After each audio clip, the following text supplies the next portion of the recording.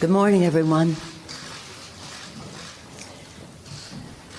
On this solemn day, I recall that the first order of business for members of Congress is the solemn act to take an oath to protect and defend the Constitution of the United States.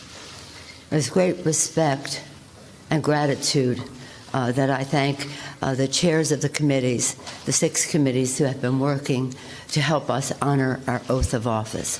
I also want to thank the staff of those committees and the committee members for all of their work over this period of time to help us protect and defend.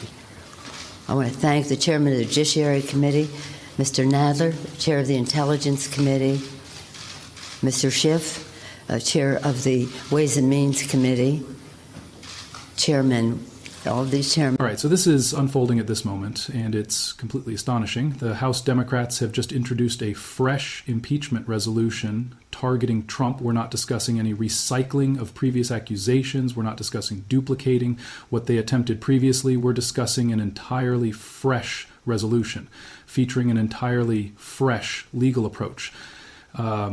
They're directly referencing Article 2, Section 4 of the Constitution. Article 2, Section 4 represents the constitutional provision for removal.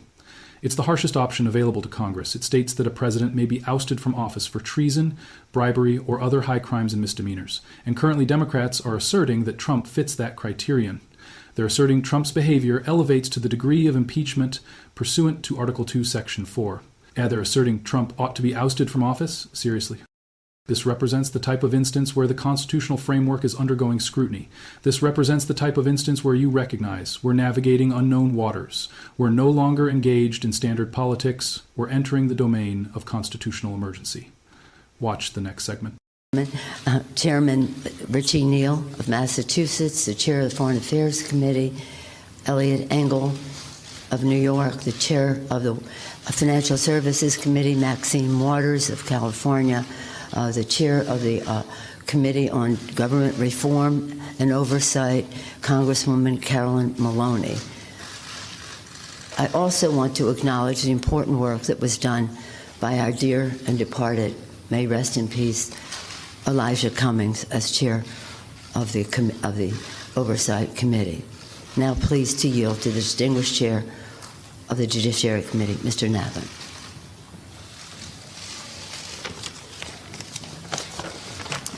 Thank you, Madam Speaker. Over the last several months, the investigative committees of the House have been engaged in an impeachment inquiry into President Donald Trump's efforts. And here's what renders this so crucial. This isn't the initial impeachment attempt. This isn't even the initial impeachment resolution in this Congress. Democrats have previously advanced House Resolution 353 earlier this year. They've previously presented 7 distinct allegations connected to Article 2, abuse of power. And currently, they're returning with a fresh resolution. They're returning with House Resolution 939. They're returning with Article 2, Section 4 wording. They're returning asserting Trump ought to be ousted from office. And this reveals something truly significant. This reveals that Democrats view Trump's behavior as so grave, so hazardous, so contrary to the Constitution that it elevates to the degree of impeachable act under the Constitution's personal removal provision. This reveals that Democrats consider Trump has engaged in high crimes and misdemeanors. This reveals that Democrats view ousting Trump from office as warranted. That's a profound constitutional assertion. That's not something Congress declares casually. That's not something Democrats would pursue unless they deemed it essential. And the timing is explosive. This is transpiring in December 2025, precisely as the holidays are commencing.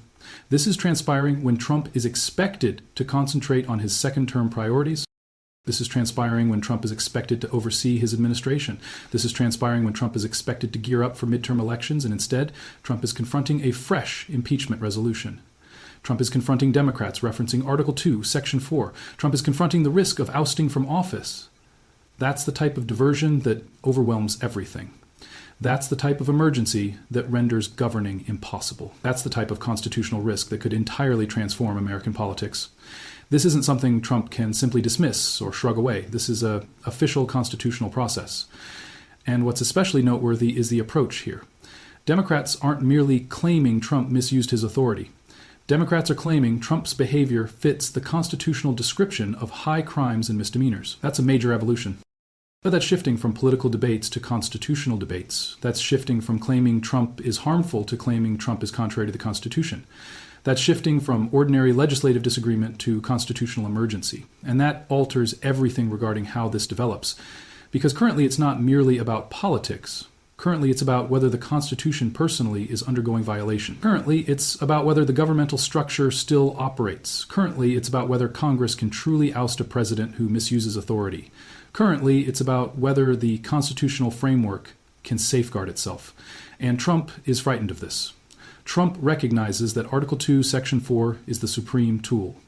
Trump recognizes that if Congress decides to impeach him and the Senate decides to convict him, he's gone. He's ousted from office, he forfeits the presidency, and that's the aspect that infuriates Trump. That's the aspect that prevents Trump from sleeping at night, because Trump's whole persona is constructed around serving as president. Trump's whole political influence relies on occupying the position, and if Congress ousts him through Article 2, Section 4, that's the conclusion, that's the final outcome. That's the constitutional framework truly functioning to oust a president who's misusing authority. And Trump realizes that's feasible now. Trump recognizes that Congress is earnest and Trump is anxious. Trump is afraid. Trump is understanding that his presidency could truly conclude. All right, so let's clarify what Article 2, Section 4 truly states and why it holds such importance to the Constitution and to our governmental structure. Article 2, Section 4 of the Constitution is quite direct. It states, "The President shall be removed from office on impeachment for and conviction of treason, bribery, or other high crimes and misdemeanors." That's all. That's the removal provision. That's the constitutional criterion for ousting a president. And here's the crucial aspect about this wording. High crimes and misdemeanors isn't a term from the criminal statute. High crimes and misdemeanors is a constitutional expression. It signifies grave misuses of public position. It signifies breaches of the constitutional vow. It signifies behavior that endangers the constitutional framework personally. It's not regarding whether the president engaged in an offense that would imprison a regular individual. It's regarding whether the president breached the Constitution. It's regarding whether the president misused their authority in manners that endangered the republic. That's what high crimes and misdemeanors signifies. That's what the framers planned. And across American history, judges and experts have stressed that impeachable acts don't need to be offenses in the statutory meaning. You can impeach a president for misusing authority, even if that misuse of authority doesn't breach any particular criminal law.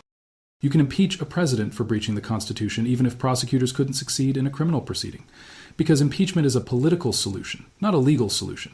Impeachment is Congress's method of declaring this president is breaching the Constitution and we're ousting them from office. Congress doesn't need to establish an offense beyond a reasonable doubt. Congress simply needs to determine that the president's behavior is contrary to the Constitution sufficiently to justify removal. And historically, that criterion has been utilized extensively. It's been utilized for aspects like misuse of authority, obstruction of Congress, corruption of position. It's been utilized for behavior that breaches a constitutional vow. The advantage of impeachment is that it's adaptable. It's intended to safeguard democracy when a president endangers it. And that's the case Democrats are presenting with Article 2, Section 4. Democrats are asserting Trump's behavior elevates to the degree of contrary to the Constitution misuse of authority. Democrats are asserting Trump's behavior breaches the constitutional vow. Democrats are asserting Trump's behavior endangers the constitutional framework. They're referencing Trump's misuse of Article 2 powers. They're referencing Trump's efforts to dismiss investigators examining him. They're referencing Trump's efforts to dominate federal departments. They're referencing Trump's efforts to expel individuals without proper procedure. They're referencing Trump's efforts to disregard judicial directives. They're referencing Trump's efforts to allocate funds as he desires. They're referencing Trump's extensive deportation initiative. They're referencing Trump's unwillingness to collaborate with Congress. And Democrats are asserting all of that combined forms high crimes and misdemeanors under Article 2, Section 4. Democrats are asserting that Trump's behavior is grave enough and contrary to the Constitution enough to justify ousting from office. Now, here's what's fascinating about this legal issue. Some constitutional experts have stated that impeachment is fundamentally whatever a majority of the House determines it to be. That implies impeachment is naturally political. It implies Congress decides what high crimes and misdemeanors signifies. Congress decides when a president ought to be ousted. And that's distinct from a criminal proceeding where there are evidentiary rules and particular criminal laws and proof burden. In an impeachment process, Congress is rendering a political decision about whether the president has breached the Constitution, and that political decision is conclusive. The judiciary can't overrule it. The president can't challenge it. Once Congress decides to impeach and the Senate decides to convict, the president is ousted. That's all. That's the conclusion. That's the constitutional framework operating as intended. And that's why Article 2, Section 4 is so potent, and this is linked to everything else occurring with Trump currently. This is linked to the Supreme Court matter on Humphrey's executive, where conservative justices are indicating they'll reverse 90 years of precedent safeguarding independent departments. This is linked to the 29 judges who required sworn statements from Trump and his staff about postponement strategies and tampering with the judicial process. This is linked to Trump's 58% disapproval rating and his 36% approval rating, This is linked to the civil fraud ruling and property confiscations. This is linked to the contempt investigations. This is linked to Trump's unwillingness to allocate approved funds. This is linked to Trump's extensive deportation initiative. All of this is constructing an argument that Trump has breached the Constitution in numerous manners. All of this is constructing an argument that Trump's behavior elevates to the degree of high crimes and misdemeanors. And currently, Democrats are officializing that argument through Article 2, Section 4, impeachment. And what's vital to grasp is that Article 2, Section 4 impeachment differs from earlier impeachment attempts. Earlier impeachments concentrated on particular allegations, like obstruction of justice or misuse of authority or contempt of Congress. But Article 2, Section 4 is the constitutional provision personally. It's referencing the Constitution's personal removal wording. It's asserting Trump's behavior breaches the Constitution at the supreme degree. It's asserting Trump ought to be ousted because he's breached the constitutional vow. And that's a stronger case politically because it heads directly to the Constitution. It avoids all the judicial nuances. It declares, see, the Constitution declares presidents can be ousted for high crimes and misdemeanors. And Trump fits that criterion, and that case connects with individuals. That case declares the Constitution personally is undergoing breach. That case declares the framework is endangered. That case declares Congress must respond to safeguard the Republic. That case is persuasive, and the issue currently is whether Article 2, Section 4 wording is going to turn into a lasting element of American politics. Are Democrats going to continue introducing impeachment resolutions under Article 2, Section 4? Are Republicans going to perform the identical action to Democratic presidents later? Is impeachment going to turn into a standard political instrument that Congress employs against presidents they oppose? Or is it going to stay an uncommon constitutional solution for severe misuse of authority? That's the issue involved here. That's what decides whether the Constitution still operates as a restraint on presidential authority, or whether impeachment turns into merely another factional tool. That's what decides whether Article 2, Section 4 stays significant or turns meaningless through excessive use and political manipulation. All right, so let's analyze what this truly signifies for Trump and for American politics, progressing into 2026 and further. Point 1, this is standardization of impeachment as a political tool. Here's the aspect. We've currently experienced several impeachment attempts against Trump. We experienced impeachment during Trump's initial term. We experienced several impeachment resolutions during Trump's second term, and currently we're obtaining another one concentrated particularly on Article 2, Section 4. This is beginning to appear like Congress is employing impeachment as a routine political instrument. This is beginning to appear like impeachment is simply another method to assault a president you oppose. And that's hazardous for democracy. Because if impeachment turns routine, if impeachment turns merely another factional tool, then it forfeits its strength. Then it turns standardized. Then upcoming presidents will encounter repeated impeachment risks, irrespective of their behavior. And that destabilizes the entire government. That renders governing impossible. That immobilizes the executive division. Consider what occurs if Republicans gain control of Congress and begin introducing Article 2, Section 4 impeachment resolutions against Democratic presidents. Democrats will perform the identical action to Republican presidents.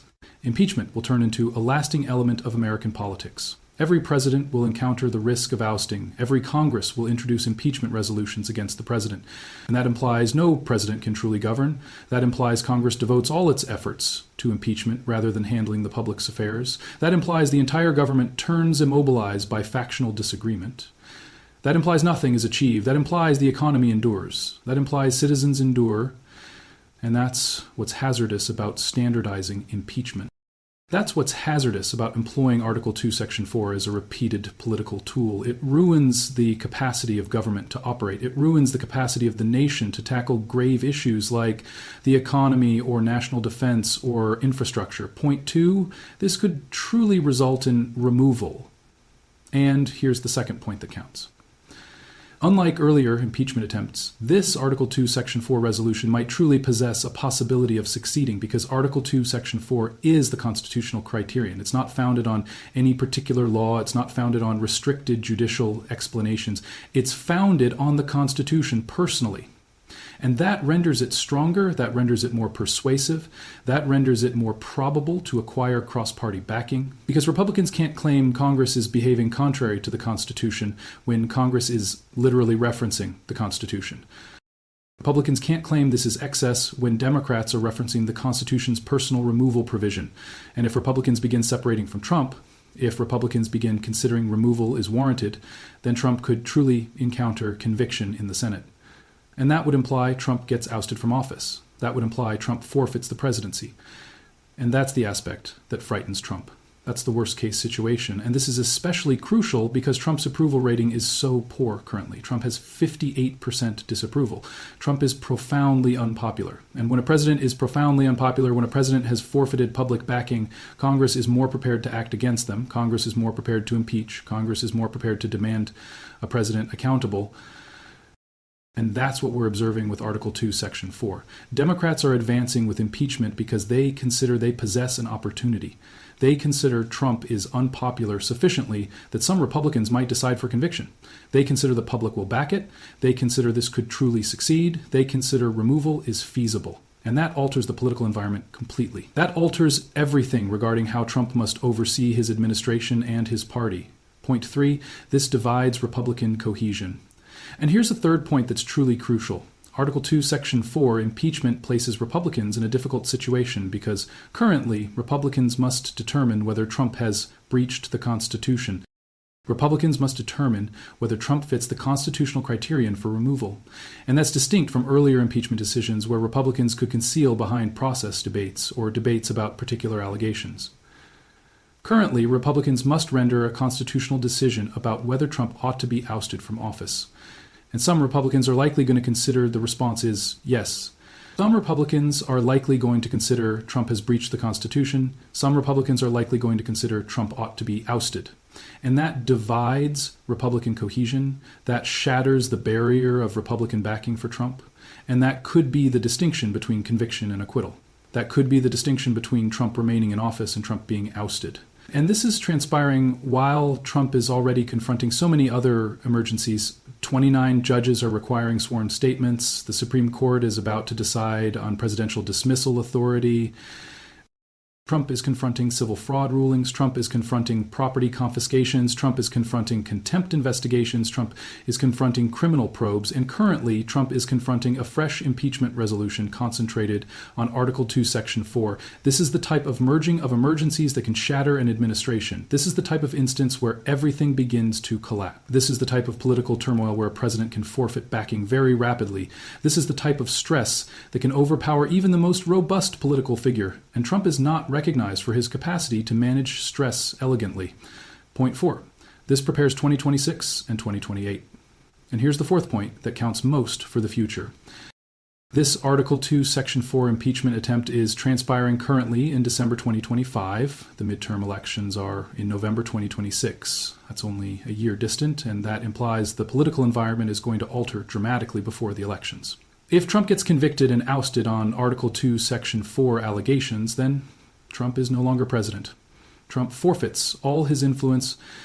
Trump forfeits his role, and that transforms everything about 2026 and 2028. That transforms Republican politics. That transforms the presidential contest.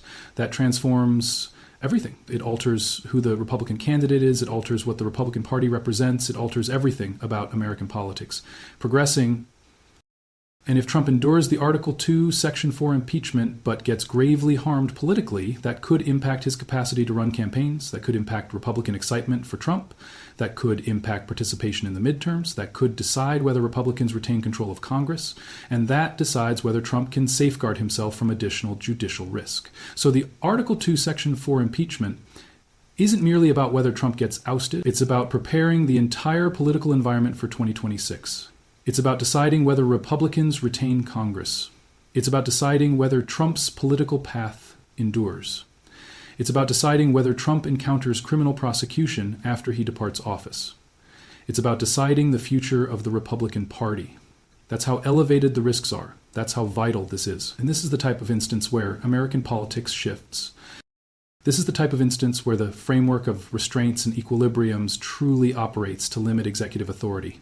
This is the type of instance where Congress is utilizing its constitutional power to oust a president. And that's what the framers intended impeachment for. The framers established impeachment as a solution for presidents who misuse their authority. The framers established Article 2, Section 4 as a method to oust presidents who breach the Constitution. And currently, Congress is truly utilizing that power. Congress is truly evaluating whether to oust Trump. Congress is truly rendering a constitutional decision about whether Trump ought to remain in office. And that's the framework operating as intended. That's the Constitution safeguarding itself. So that's what's transpiring currently. House Democrats have introduced a fresh impeachment resolution concentrated on Article 2, Section 4. Democrats are referencing the constitutional removal provision. Democrats are claiming that Trump's behavior forms high crimes and misdemeanors. Democrats are asserting Trump ought to be ousted from office. And currently, Congress is going to need to decide on this. Congress is going to need to render a constitutional decision about Trump. Congress is going to need to determine whether Trump has breached the Constitution. And whatever transpires with this impeachment attempt, it's already transforming American politics. It's already dividing Republican cohesion. It's already destabilizing the Trump administration. It's already preparing the 2026 midterm elections. And it's posing questions about whether the constitutional framework can still safeguard itself from presidential misuse of authority. And don't misunderstand what's transpiring here. This isn't some academic discussion. This is real constitutional politics occurring in real time. This is Congress truly evaluating whether to oust a current president. This is Republicans truly needing to consider whether Trump ought to remain in office. This is the political framework truly operating to demand a president accountable. And that's what we're observing unfold currently in December 2025. That's what's transpiring as we proceed into 2026. That's what's going to decide the future of American politics. Next time we're together, we're going to explore what occurs if this Article 2, Section 4 impeachment truly succeeds. We're going to discuss what occurs if Trump gets convicted in the Senate. We're going to discuss what occurs if Trump is truly ousted from office. We're going to discuss what occurs to his judicial matters. We're going to discuss what occurs to Trump's commercial empire. We're going to discuss whether Trump enters prison. We're going to discuss the constitutional consequences of ousting a current president. We're going to discuss what this signifies for American democracy progressing. We're going to discuss what occurs to the Republican Party. We're going to discuss who turns into president if Trump is ousted. This is history unfolding. This is the type of instance that decides the future of the nation. You're not going to want to overlook that discussion. This is the narrative of our era.